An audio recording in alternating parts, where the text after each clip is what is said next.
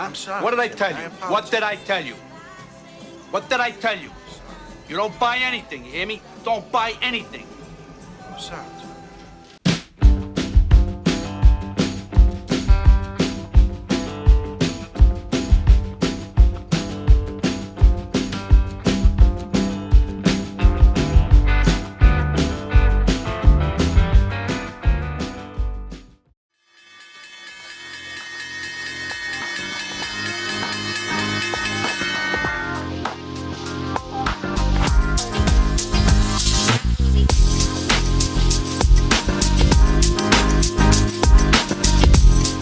All right. Today is Sunday, December 5th. This is a recap for the stock market activities last week and an outlook for the week to come. And folks, if I say that I got a good one for you tonight, that would be an understatement. So let's just leave it at that. Where do we start here? How about the dip buyer slayer, Jerome Powell, who got his little assistant, the Pokemon, and they are slashing dip buyers left and right, left and right, left and right, with no mercy whatsoever. And you should have seen this coming, of course. When people like Anthony Scambagamucci tells you to buy the dip, you probably want to run for the hills, right? But you people bought the dip anyways in airlines, casinos, cruises, the top stocks. And you had a good Thursday. And then came Friday and you lost all of your gains once again. So what's going on here? Maverick, what's going on, bro, with this market? It used to be easy. You put your blindfolds on, you buy random call options, and to the moon. Millionaires, right? Steak and lobster for dinner every day, as an NFT, of course. So what's going on here? How come this is a difficult market? We cannot figure out what's going on here. And here's what's going on. It is not due to the Pokemon variant, because we had many variants before, and we almost have 1 million people died from this thing, right? And the market kept going higher and higher and higher. So what changed here? What's going on? The change is the Fed, the drug dealer, will cut the coke. And the market has been a drug addict for, let's say, a little over a decade now. When you cut the coke, you're going to have a withdrawal, and the market crashes. So why is the Fed cutting the coke, bro? What's going on here? Why are they so aggressive and hawkish all of a sudden? Well, the reason is because we have something we call inflation, and it's getting out of control now. If the Fed doesn't act, it will be a worldwide crisis. Why did inflation happen, you might ask? The reason is because the geniuses over at the Fed panicked when we had the manufactured crisis last year, because the government decided to shut everything down and create a so-called emergency. And of course, Wall Street cannot let any emergency go to waste.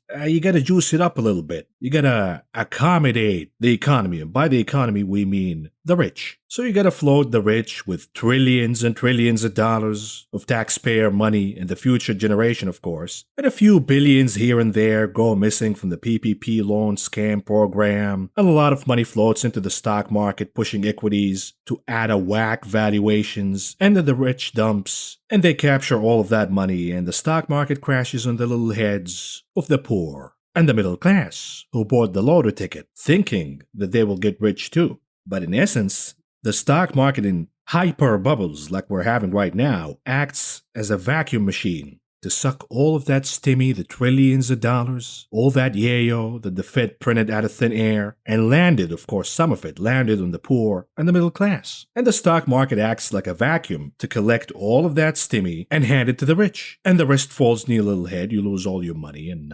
lather, rinse, repeat. And the Fed has to tighten right now aggressively, and the reason is they overstimulated an economy that did not need stimulation. But as I said before, it was good for the rich, and therefore it happened. And it's always not good when you overstimulate something that doesn't need stimulation. And you don't need to go to economic school or business school to understand all of this. All I have to do is go back to my youth, back when I was wild and free, before I got married. And the ladies always told me, you gotta stop. I'm getting overstimulated. And then you look down to your buddy down there, and he's just wobbling around, all confused what happened, right? It's like back in the 90s when you go play arcade, specifically Mortal Kombat, and you get to the part where it says, finish him, right? And the guy just keeps wobbling around until you finish him. But if you refuse to finish him and just leave the game, he's just gonna keep wobbling around forever. Anyways, I'm not sure where this conversation is going, but let's stop it right here and there and go back to business. The arrival of the Pokemon variant, the Thing, added more pressure on the Fed and Jerome Powell to act quickly and aggressively, because to begin with, the gap between supply and demand was already problematic, causing this inflation. And the arrival of the Thing, in the long run, if we have ports shutdowns or factory shutdowns, then the supply will get suppressed even more. And yes, the Thing dents demand just by a little bit, but the gap between demand and supply will get even wider. And therefore, the inflation problem will get out of control. And therefore, the Fed finally realizes that they have to hit the demand. And you hit the demand by tightening the monetary policy and ending the easy, funny money policies that made cash cheap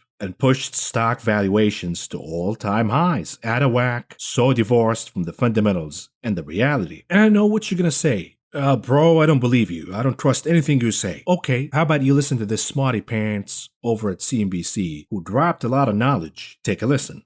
But we run Joe, at the Bear Traps Report, we run a live chat with about 600 institutional investors, and it's one of the largest platforms. And so we're constantly engaging them on a daily basis. And if you talk to institutional investors, traders, CIOs, they clearly think this action over the last week is Fed-driven. They think that COVID is backward-looking. I know a lot of the media wants to, not necessarily you guys, but the media wants to keep. Yes, actually CNBC been spewing propaganda all week that this is due to the Pokemon variant. It's not due to the change in the monetary policy. It is not due to Powell being hawkish. And you're going to continue to buy the dip. Buy, right? But this guy drops even more knowledge on you. Continuing. COVID, it's a health issue. It's a national security issue, so it's important. But at the end of the day, institutional investors are looking forward, and I think that we're setting up for a 2018 type shock where it's Fed against the beast in the market. So again, remember when you people told me that you're a conspiracy theorist, bro? The Fed does not communicate with the rich and Wall Street. The Fed is independent by nature, really? You think Jerome Powell, the ex-banker from Goldman Sachs, is not going to let his buddies in ahead of time? He's not going to let the oligarchs in ahead of time, that the party's over and they should dump? Think again. Well, keep in mind, Joe, the Fed uses the street. So your viewers, we're constantly I think the street's like a pawn, right? So if the Fed needs to move the street expectations up, they'll leak. If you notice last week, they leaked to Goldman Sachs, someone at the Fed, about a more aggressive cash posture, potentially doubling the speed of the taper, 3 hikes next year instead of 2. And then Powell comes out on Tuesday and says that. So it's very strange that an investment bank knew that, 4 days in advance, almost a week in advance. And so what Powell's essentially doing is he's trying to give himself some dry powder in case he needs more dry powder in the next year. But at the end of the day, Joe, think about this. 3 rate hikes next year, plus a full taper, plus at least $1 trillion fiscal drag coming out of Washington. This year we did close to $3 trillion of deficit spending. And you've got the mansions out there. Next year, maybe the deficit's 2, 1.5. That's so if you add it all up, it's a colossal fiscal and monetary hit to the economy. And to your point, asset prices are so high, they just can't take it. We're probably going to go down, 20, 30% here into the Fed meeting or around maybe until January, until the Fed backs away as they did. Remember, in 2018, Joe, this is so important. 2018, in the fourth quarter, the Fed convinced Goldman Sachs that they were going to hike rates 4 times in 2019. 4 times. They convinced Wall Street. In 2019, they had to back away and actually cut rates twice. So they didn't hike 4 times, they cut twice. So they used the street like pawns, and we have to be aware of that. So this is what he's talking about. Back in 2018, some of you remember, when Jerome Powell decided to initiate the so-called autopilot policy of raising interest rates and quote-unquote normalizing the economy, the stock market crashed right away, down 20% instantly. And the reason is this market is a cocaine addict. Without the coke, it will crash a minimum of 50% because valuations are so far divorced from the reality and the fundamentals. And right away, Jerome Powell walked back his hawkish stance and the market recovered right away. The difference is back then we did not have inflation. This time around, we have a massive inflation that is morphing into a serious geopolitical crisis. We will talk about that and a lot more, but here it is. In focus tonight. Let's go over the jobs report, and then we'll talk about the comments from Ray Dalio about civil war, and lastly, the comments from legendary investor Charlie Munger about tulips and the state of the market. Now, before we start, you got to understand this because we have new subscribers, new viewers all the time. The market cares about one thing and one thing only. If you can understand that one thing, you're gonna nail the market precisely. The market cares not about cases, hospitalization, fatalities, civil wars, nuclear wars, asteroids hitting the planet, the extinction of humanity. That doesn't matter. The market cares about one thing, and that is the cocaine from the Fed. And that's all there is. Even if there's no human being on the planet left, we all die. But the autopilot digital printing of money is going on. Stocks will continue to go higher and higher and higher. So every piece of news you hear, ask yourself one question. How does that impact the flow of coke from the Fed into the market? For example, this is the piece of news that we got on Friday. Job growth disappoints in November with a gain of just 210,000 jobs despite high hopes. The expectations were for over 500,000 jobs. Ask yourself a question. Is this good news or bad news, economically speaking? The answer is it's bad news. What does that mean? It is good news for the stock market because bad economic news will justify the flow of coke to the market. And therefore, the cooks over at the Bureau of Labor Statistics, they plan to serve as a cold meal, downplaying the jobs created in November, and that will allow the Fed more room to become less hawkish. The problem is, the geniuses at the Bureau of Labor Statistics, the cooks, forgot to cook out two important details. Number one, the labor force participation actually went a little higher. And this is what Powell was talking about in his substantial further progress test. That's number one. Number two, your wages are surging higher. And that creates more inflation and therefore it's a mixed bag. The headline number is down, meaning bad. Economically speaking, equals good for the stock market. The labor force participation and your wages going higher.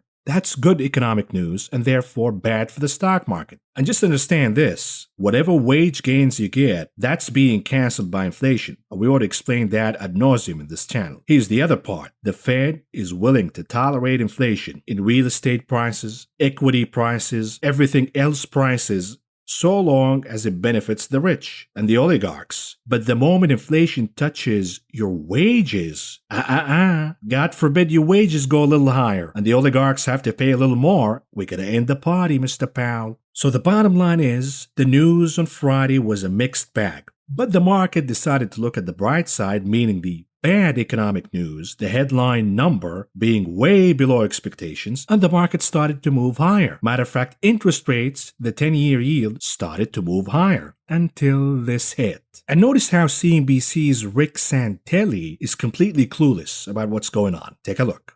Welcome back to Squawk on the Street. Rick Santelli here with some big breaking news. Yes, if you look at ISM services, the biggest swath of the U.S. economy, the November read, zoom, 69.1, the highest since record keeping began, and that was in 1997. Last month at 66.7 was an all-time record, and this one even outdistances that. So if the equity markets are getting a bit spongy, this might put a bit of a jolt back in them. So the ISM Services Index came out hotter than expectations, the highest reading of all time. And notice what Santelli said. Perhaps the market will take a boost from this news. Wrong.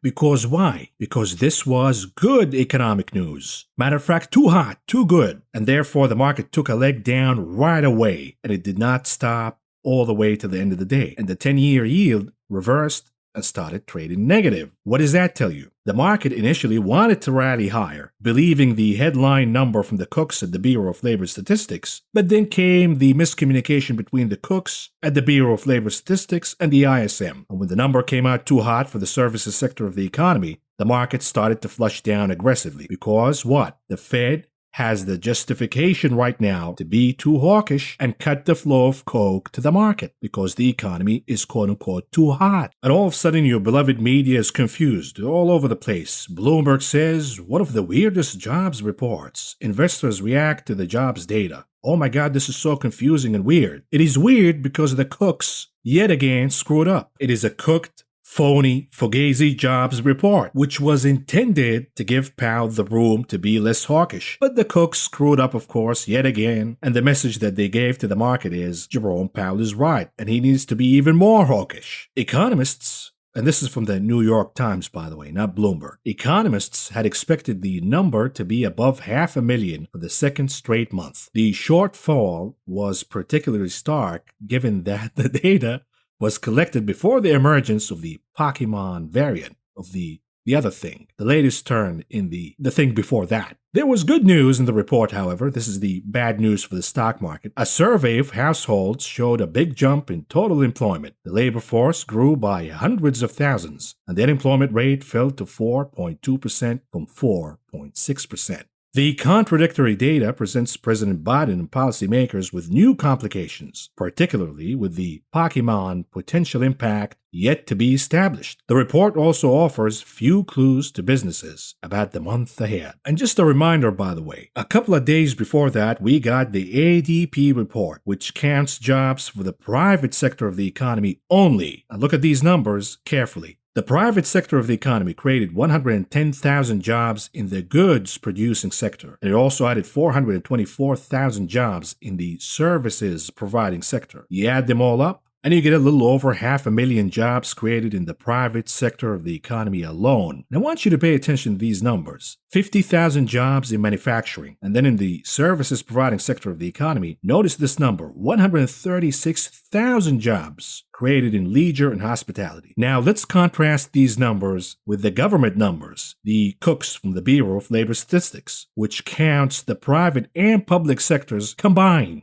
Well, according to the cooks, the economy created only 210,000 jobs in November versus over 500,000 jobs according to the ADP report. So apparently the private sector of the economy alone created more than double the jobs created by the private and public sectors combined. Does that make sense to anybody? Of course not. And look at this. According to the cooks, the leisure and hospitality sector of the economy created 23,000 jobs only. You contrast this number with the ADP report, which states that the private sector of the economy created 136,000 jobs in leisure and hospitality. So what happened here? Did we lose some jobs at the government cruises, right? The government airlines, perhaps we lost some jobs over there. You look at manufacturing, for example, we only created 31,000 jobs, when the ADP report says we have created over 50,000 jobs in the private sector alone. But perhaps most importantly, the retail sector of the economy, according to this report, lost over 20,000 jobs. And if we take this report at face value, perhaps this offers a reason on why we're losing jobs in the retail sector of the economy when we are in the holiday season, the hottest season for retail businesses in the economy. But perhaps business is not good because we got the numbers from Black Friday and Cyber Monday and they are abysmal. On top of that, the smash and grab phenomenon is too much for workers to handle. They're done. Retailers confront perfect storm as thefts skyrocket, public safety breaks down. And the smash and grab phenomenon is all over the place, but specifically in California, where we have Governor Kim Jong-un Newsom, who allows you to smash and grab, no penalty, no punishment whatsoever. And this is, of course, is traumatizing these retail workers. When you're working at the store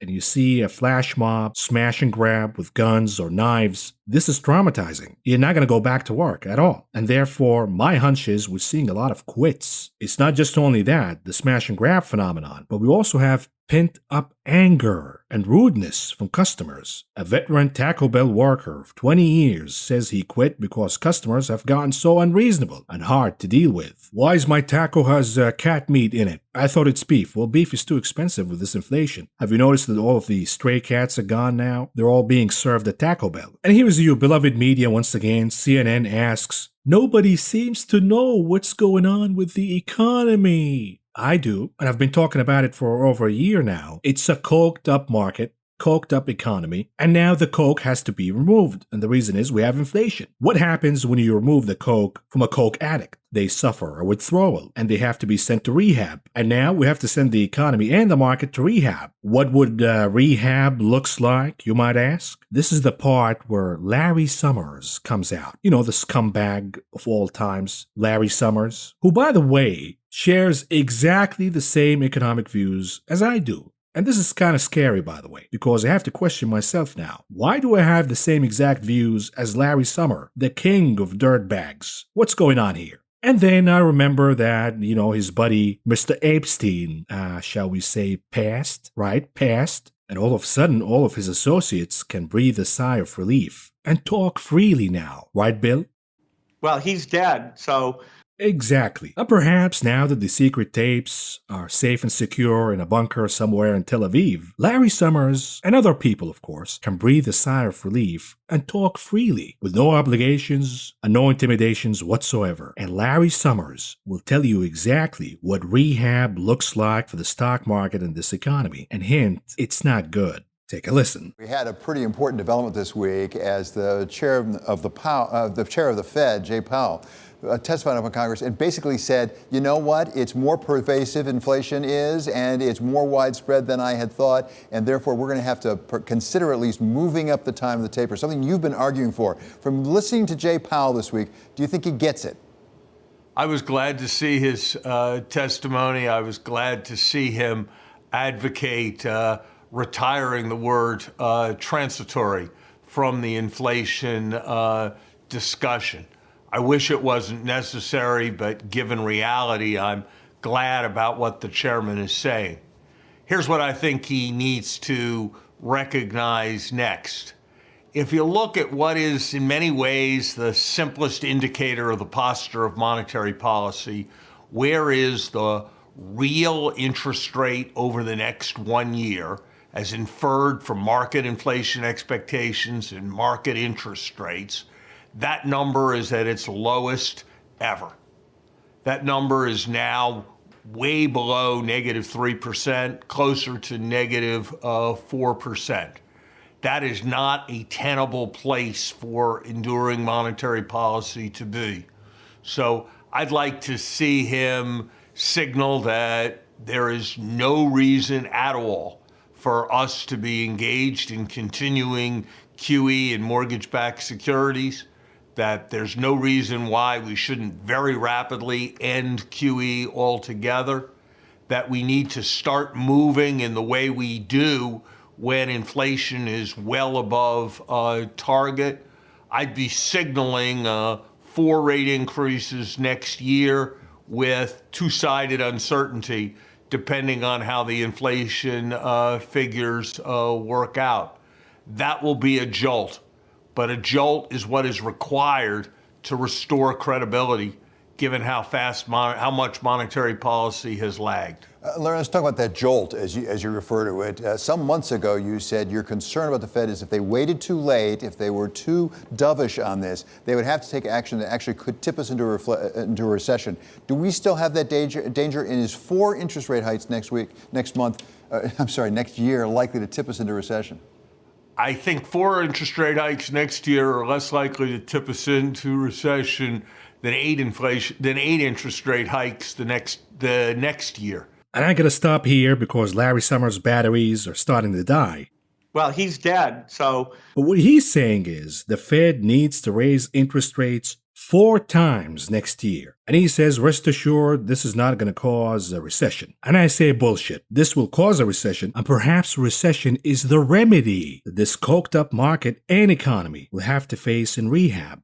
And you might say, why so aggressive, bro? The reason is civil war. I know, I'll walk you to it. But let's start with this. The upcoming, and it seems that it's going to happen any moment now, the invasion of Ukraine by Russia and Vladimir Putin. Why are we talking about Putin and Ukraine? What do I care about that, bro? Just give me the ticker, give me the stock that's going to pop 25% tomorrow, and send me my way. Hold your horses, we'll get to that. But we have to talk about Russia and Ukraine. Because Putin says, if you want me to stop, I want some deals here. Number 1, no NATO expansion in Ukraine. Number 2, you gotta stop sanctioning the pipeline that we are building to Germany. Because Germany needs natural gas, and they have a deal with us, and you guys want to sanction the pipeline. So you give me these assurances, and I'll back off. And where does that leave the Germans, by the way? Because the Germans are saying, yeah, we're allied to the United States, but we need natural gas because this inflation is getting out of whack. We have never seen this kind of inflation since the Weimar Republic. And you Americans made promises, and you never secured natural gas to us. So we have to go with Putin. So this is morphing into a massive geopolitical crisis. And the Germans, by the way, are livid. And they're now blaming the ECB for stoking this massive inflation. And we all know when the Germans become livid, you gotta be careful. You gotta give them a Xanax right away. Otherwise, things can get out of control, right? Easy. Oh. I thought it was the old German. Right? No, it's not. So when you say Papa Jerome can never raise interest rates and he will never taper, so you gotta buy the dip. Maybe he will back off. Maybe he will walk away or walk back his comments. Maybe. But think about this. If Powell and Biden don't crush inflation right away, this moment, aggressively, they're going to have to bow down to Putin and back off from sanctioning the pipeline and giving guarantees that Ukraine is not going to be in NATO. A massive defeat and humiliation to the United States of America against one of the biggest foes, Russia. You think we're going to let that happen? Or we're going to pay the price of crashing the stock market to control this inflation and convince the Germans to be more patient because inflation is going to go down. We got it under control, and don't do the deal with Russia. You see how complicated this inflation is getting right now? And if that wasn't enough, let's sprinkle a little civil war on top of that, because you have Ray Dalio. Ray Dalio says that there is a 30% chance the U.S. will break out into civil war within the next 10 years. And I say make that 50%. And here's how it's going to happen. The Gen Zers are going to lose all their money in cryptos,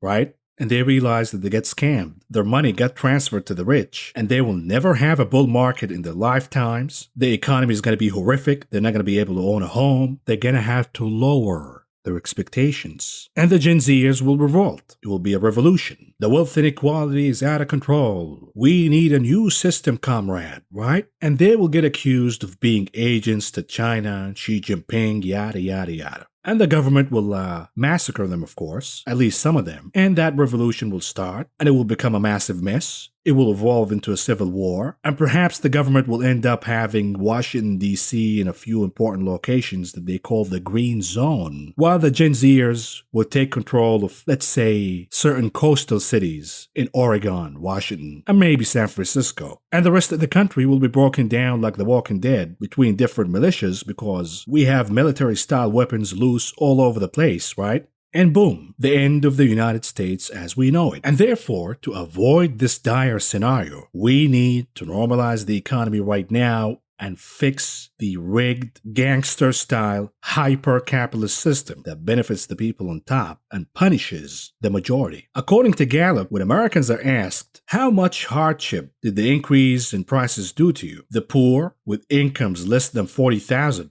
42% of those say severe hardship. The middle class, those between the incomes of $40,000 and $99,000, 38% say severe hardship. Food prices are surging out of whack. We have a massive shortage. And the last time we saw these kind of prices, it caused massive geopolitical crisis in the Middle East with the Arab Spring. On top of that, the American dream for millennials have been reduced to a van, right? The nomad life. That's the new American dream. living in an old van. If you thought that was bad, think of what's going to happen to the Gen Zers. All of these trillions of dollars that got floated to the top to Elon Musk and Bezos and the likes, all of that money is stolen from the Gen Zers. They don't realize it yet, of course, because they're busy gambling on cryptos and tulips. But anyways, when we look at how each generation spends its money, when it comes to housing, millennials are paying the most. When it comes to food and alcohol, Gen Zers are paying the most, not a surprise of course. But transportation costs are surging for Gen Zers. Education costs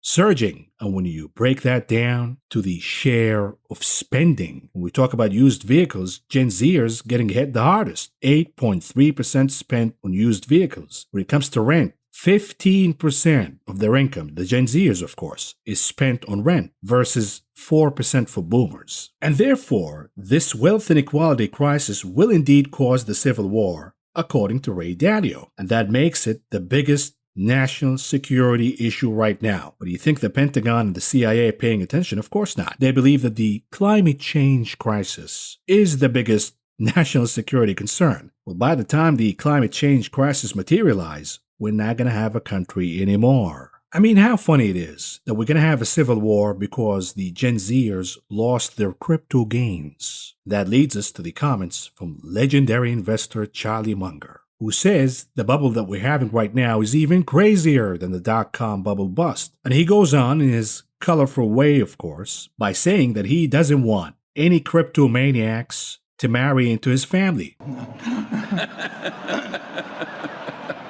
Believe me, the people who are getting into cryptocurrencies are not thinking about the customer. They're thinking about themselves. Just look at them. I wouldn't want any one of them to marry into my family. And the reason is, of course, the Munger family has a higher than average IQ. Because Charlie Munger is the greatest investor of all time. People say it's Buffett, but without Munger, Buffett was not possible. And if you let the tulip maniacs to marry into your family, that collective IQ score plummets. And the reason is the cryptomaniacs have an IQ of 0. I mean, listen to this. 3 plots of digital land next to Snoop Dogg's mansion sell for a total of $1.23 million.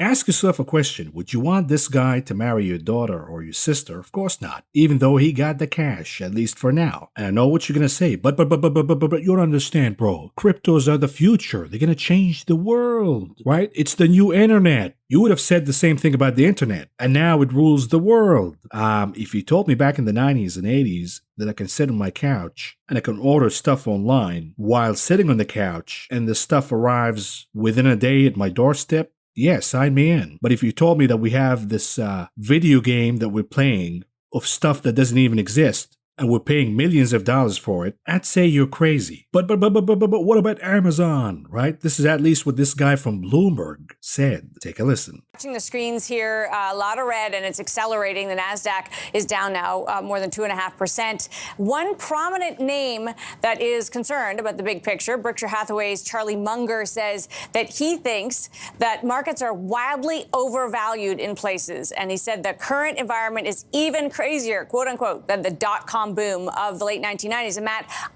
the thing about this is you could have said in late 99, and you would have been right, Amazon is overvalued, and you would have been right all through 2000 and even longer because there was a massive correction. But if we have the chart, pop up the long-term chart of Amazon, and that boom and bust now looks like a flat line relative to what the stock has done since. So your question I would ask is, what do you do with this information? Getting out of the market is often the worst thing you could possibly do.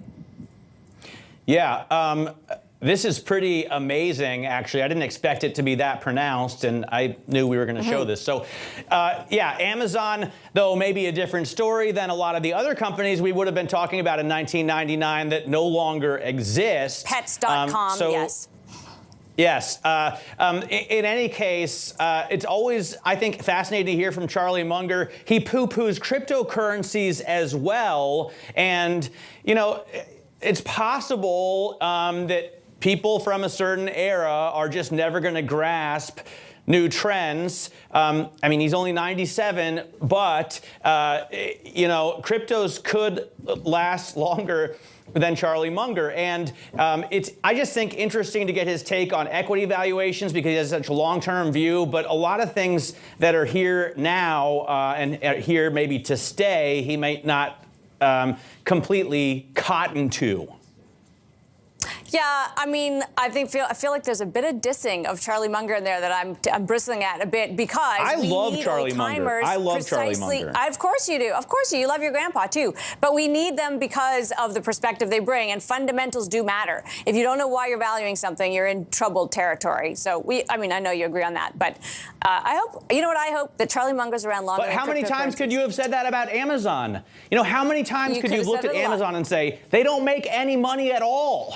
I mean, for the last 20 years, quite often. And here it is again. Charlie Munger's too old. He doesn't understand cryptos. Cryptos are going to outlast Charlie Munger. You know what? I think Charlie Munger at 97 is going to outlast cryptos. And we can talk about the rise of Amazon because this was the exception, not the rule. I can name at least a dozen companies from the dot-com era that don't even exist anymore. And mind you, the rise of Amazon accelerated after the 2009 crisis, when the majority of small businesses in the country got nuked. Meanwhile, Amazon got a bailout from the government when the Fed started to flow the cocaine into the market. And perhaps this is a good time for us to go back in time. Over 20 years ago, March 1999, when Warren Buffett was attacked as old and he's missing out on the great rally of tech and the new revolution of the dot-com, the internet, yada, yada, yada. Buffett stayed quiet and he stuck to his principles of investing, and he outlasted all of the geniuses who were making a quick buck in the 1990s dot-com bubble. Take a listen. Are you a little bit nervous when you, I understand you're a very tolerant person who probably is willing to let anybody do what they want to do, but as you look at what's happening to Wall Street today,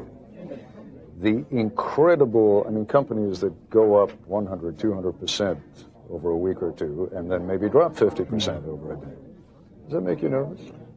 Well, it's more exaggerated now than most of the time in the past, but we've had a lot of speculative activity and all kinds of things over the years in markets, and it frequently doesn't come to a good end, but it'll be with us 100 years from now, just as it was with us 100 years ago. Well, it's just a lot faster now. There's a lot of action, and people are day trading and that sort of thing. The one piece of advice I'd give them is don't do it on borrowed money. But many of them are. I know. They're buying on margin. Yeah. Some of them will come to a bad end on that. Because? I hope. Well, because things don't go up forever, and a lot of the valuations strike me as extreme. And if you own them on borrowed money and they go down one day, you don't get to play out your hand. I sometimes have the feeling, as I look at the stock market today and investment as it is carried out today by so many millions upon millions of people, that to some degree we're engaged in a bit of a pyramid scheme here. That, as long as everybody keeps putting money into the market, it's going to do well, but one of these days somebody may say, whoa, bad idea. Am I being silly about that? No, if we had a town and there were 100 people and we all had 100 houses, we all agreed to sell our house to each other at the end of each year up 20%. We kept doing that, we'd all feel very prosperous, and the problem would be is when somebody left town, and then we'd have 100 houses for sale, or one extra house for sale, and we'd find out what houses were really worth at that point. Is that and of course when Warren Buffett talks, a lot of people listen. Is that part of what's wrong with the market today? No. What happened is, over the last 15 years, stocks have gone up terrifically. In fact, since 1982. There have been two very important drivers of that. One is interest rates have generally gone down, and return on equity in businesses have gone up. Those are very good reasons for stocks to go up. After a while, the very act of stocks going up starts drawing in other people who get excited about the fact that their neighbor made a lot of money, or maybe they made a little money over the past years. And the action of the market itself captures the attention of more and more of the participants as opposed to the businesses themselves. And that's when you get into dangerous periods. Is that where we are? We're into that to some degree, sure.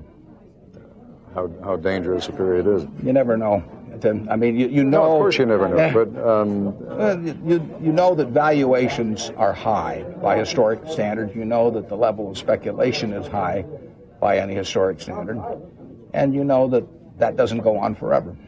But you don't know when it ends. It's gone on for a very long time, hasn't it? Yeah, but it's gathered a lot of momentum in the last few years. The last 3 years prior to this one, when the S&P has gone up more than 20% every year, that's almost unprecedented. A lot of amateurs in the game today. Yeah, and it attracts people.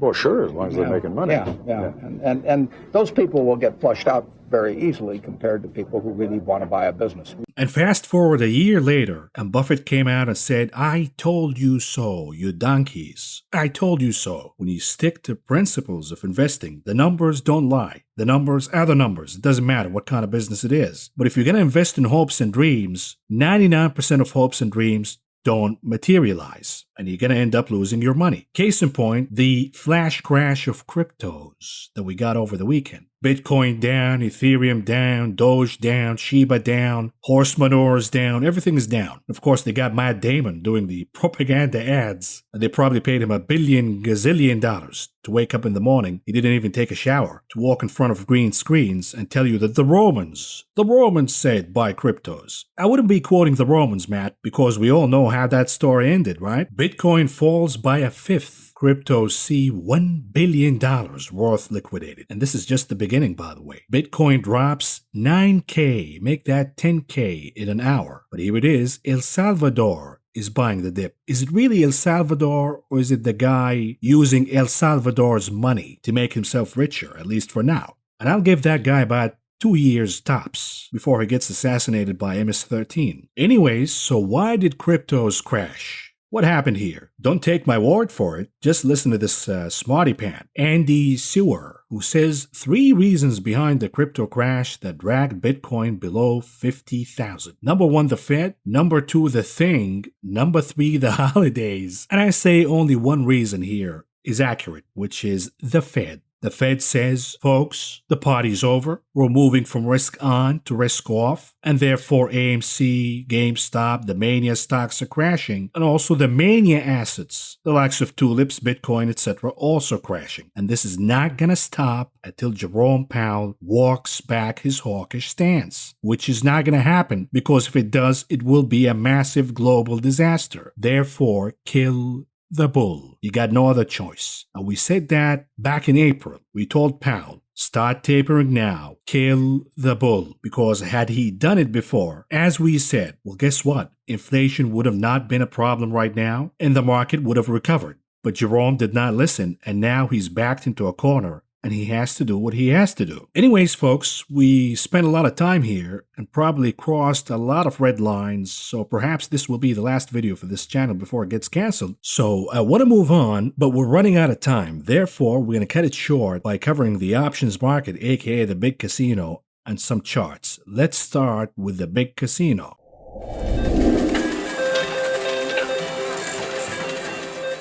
And I'm not going to cover any of the unusual activities or what happened at the casino on Friday. I want to cover this tweet that a lot of you shared with me from Spot Gamma. And it explains that we could have a reverse gamma squeeze and the market is going to crash, yada, yada, yada. So let's explain here what this tweet means. Remember what a gamma squeeze is. We have a certain stampede on out-of-the-money call options, and the market maker gets caught by surprise, and they have to hedge against all of these out-of-the-money call options that they just sold. And therefore, it becomes a self-fulfilling prophecy as the market maker continues to buy the stock, the underlying stock, and the gamblers continue to buy out-of-the-money calls. The stock moves higher and higher and higher impulsively, and that is called a gamma squeeze. There is another phenomenon called a reverse gamma squeeze. And it happens when we have a stampede on certain puts out of the money. And now the market maker has to hedge because they're riding all of these put options out of the money. How do you hedge when you ride put options? You're going to have to dump a lot of shares, a lot of contracts. And therefore it becomes a self-fulfilling prophecy yet again. And the market crashes all the way till we get closer to that particular strike that they stampeded on buying. In this case, we have an interesting one for the SPX, the cash index for the S&P 500. We will look at the puts, specifically the 4,000 puts for the monthly expiration December 17th. We have at least 40,000 in the open interest. These are contracts, of course. What does that mean? We have over 40 million put options at the 4,000 strike price. Meaning, if the market starts to move down, let's say starting this week, the market maker will have to hedge by dumping a lot of SPX contracts. And therefore, the market will flush down all the way till we get closer to that number and that expiration date, December 17th. And then what happens? The reverse gamma squeeze stops and we see a massive rebound higher, aka the Santa rally. So if this holds true, then the pain is not over, it's about to intensify, and we're going to see a massive correction in the stock market. And then around December 17th, the market will bottom and we will have the so-called Santa rally. After the market drops double digits, we get a 2% rally and we call it, oh, the Santa Claus rally. Santa Claus came to town. Okay, no problem. Just for Tom Lee. And this theory, by the way, is also solidified when we look at the VXX contracts. This is a proxy for the VIX. When we look at the calls for December 17th, we have at least 38,000 contracts in open interest for the 30 strike. These are calls, of course, meaning they're betting that the VIX will surge above 30 all the way till December 17th. You combine that with at least $12 million spent on buying the VIX cash index contract, specifically the 60 strike price for the expiration date December 22nd. And now you have at least a clear picture regarding the sentiment from the whales. The whales are betting that the market will go down all the way to 4,000 for the SPX.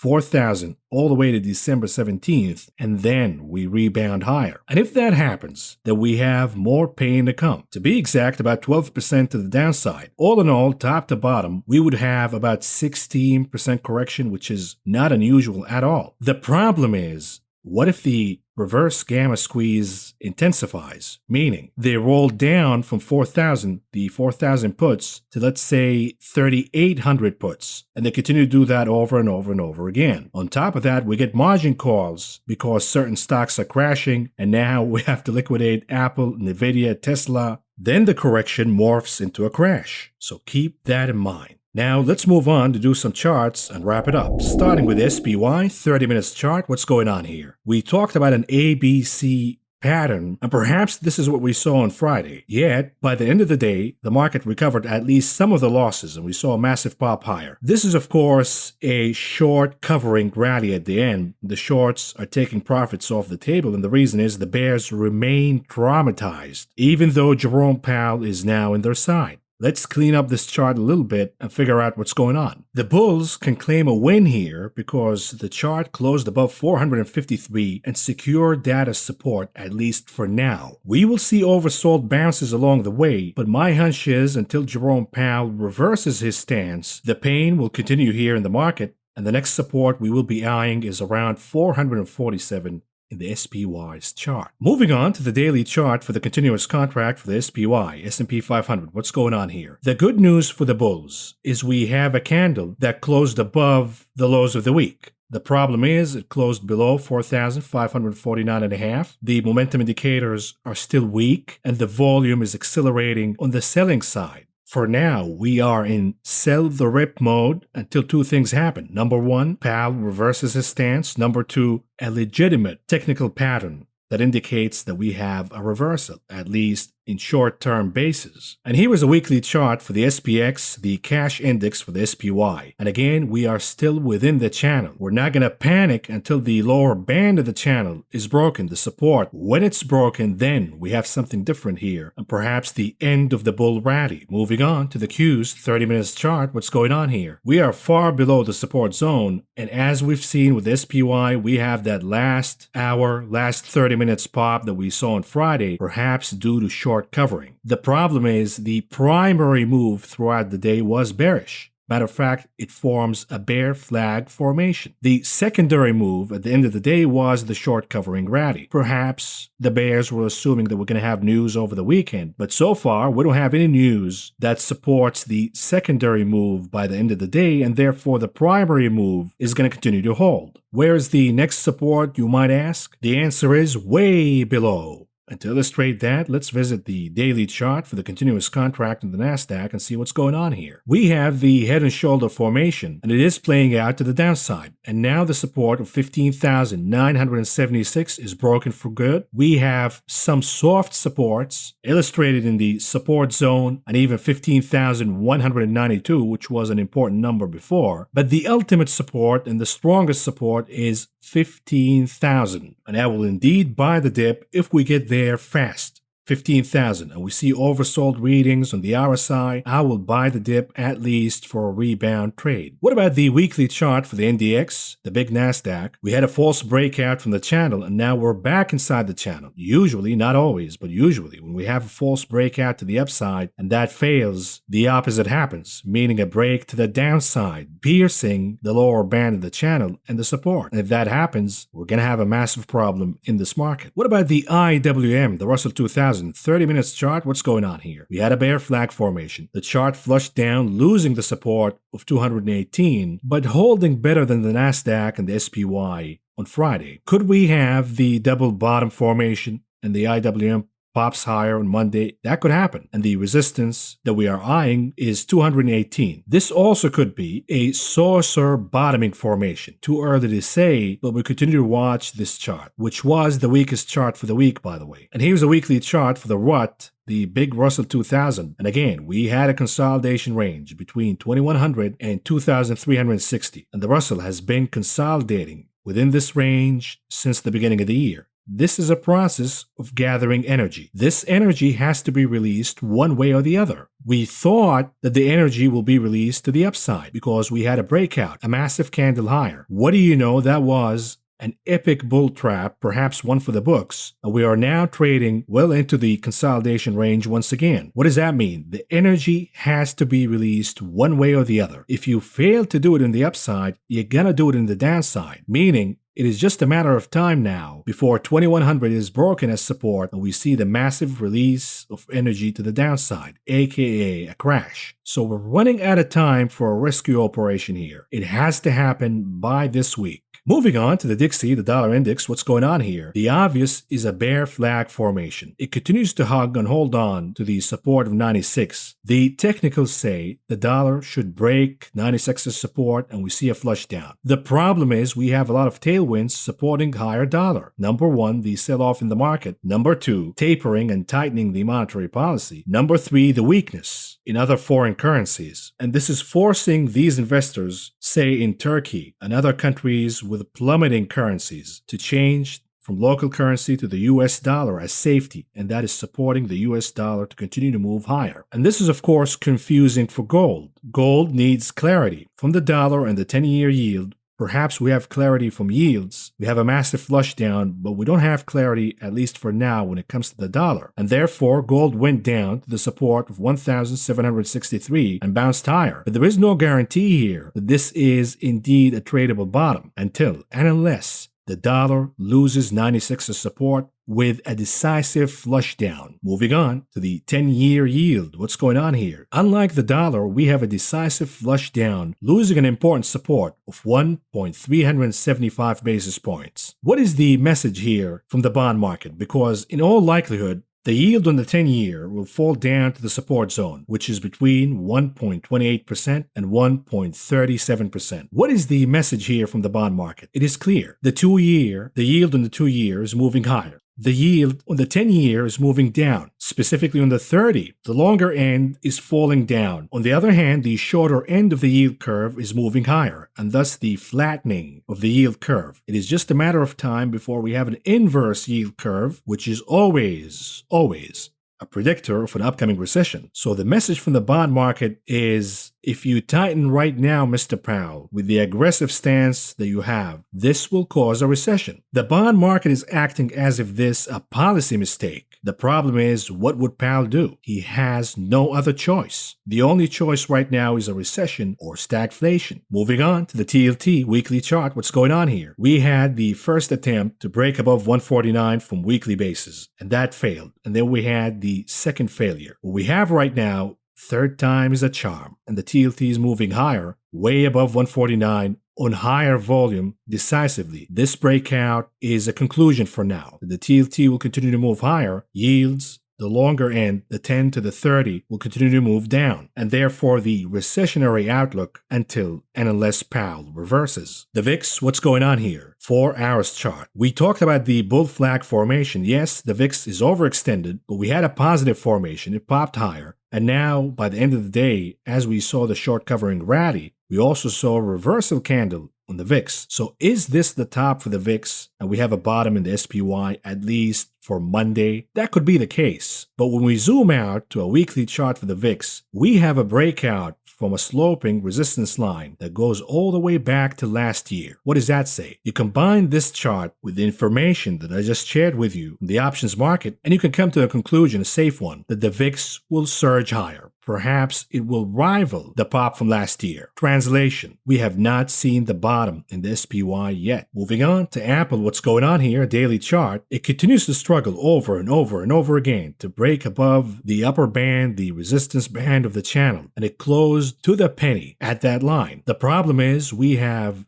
negative divergence on the RSI, we have the MACD indicator curling down, and the volume continues to surge higher on the buying and the selling. So what's going to happen here? We look at the weekly chart, it is struggling. The conclusion is it should fall back inside the channel once again. The problem is we have heavy call options buying on Apple, and therefore the momentum indicators from a weekly perspective are still surging higher and still strengthening. So if the options participants, the options market participants, continue to buy call options out of the money aggressively, they could force a gamma squeeze in Apple. And even if the market continues to flush down, Apple will continue to be supportive to the overall indices. It's a long shot. At some point, even options market participants will realize that they're betting against the tide, because right now Jerome Powell is on the side of bears, the king of bears all of a sudden, and therefore don't fight the Fed. And remember when the analysts and the experts over at CNBC on Monday, when the market flushed down, but Apple bucked the trend, and they said, you know what, Apple is a safety trade, and we recommend that you buy Apple. Was it really a safety trade because it went down later on in the week, or was it just artificially pumped via the options market manipulation? If you didn't know, now you know. Moving on to Tesla, daily chart, what's going on here? Let's look at the check marks for bears. Number one, we have a failure to cross, guaranteed now,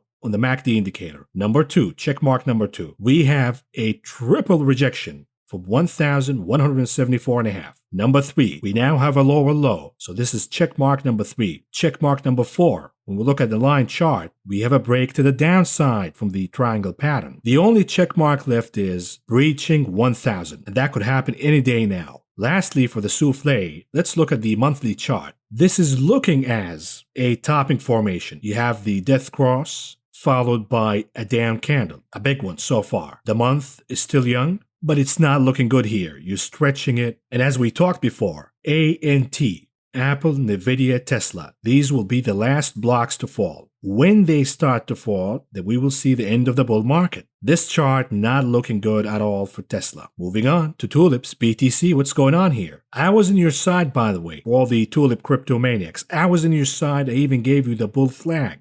But I told you 53,200 is breach for support, run for the hills. And this is exactly what happened over the weekend. The bull flag failed, 53,200 was breached, and the rest is history. What are we waiting for right now? We're waiting for confirmation of 42,000 as support. If that happens, then you have a double bottom and you have confirmation for support. But again, the message here from Bitcoin is we're moving to risk-off mode. So do you really want to buy the dip in the riskiest assets? Keep that in mind. Speaking of riskier assets, how about AMC? And we're going to stop covering this chart once 26 is broken as support, because that will be the end of the game right there and then. On Friday, we went down all the way to 26, and AMC managed to bounce higher. Perhaps short covering, perhaps whatever. But all of these meme stocks bounced higher by the end of the day, minimizing the losses, including GameStop. Is there something funny going on? Who knows? But again, for me, AMC. If 26 is broken as support, it's over. Lastly, moving on to the conclusion of this video. What do we have on the economic calendar this week? Nothing on Monday.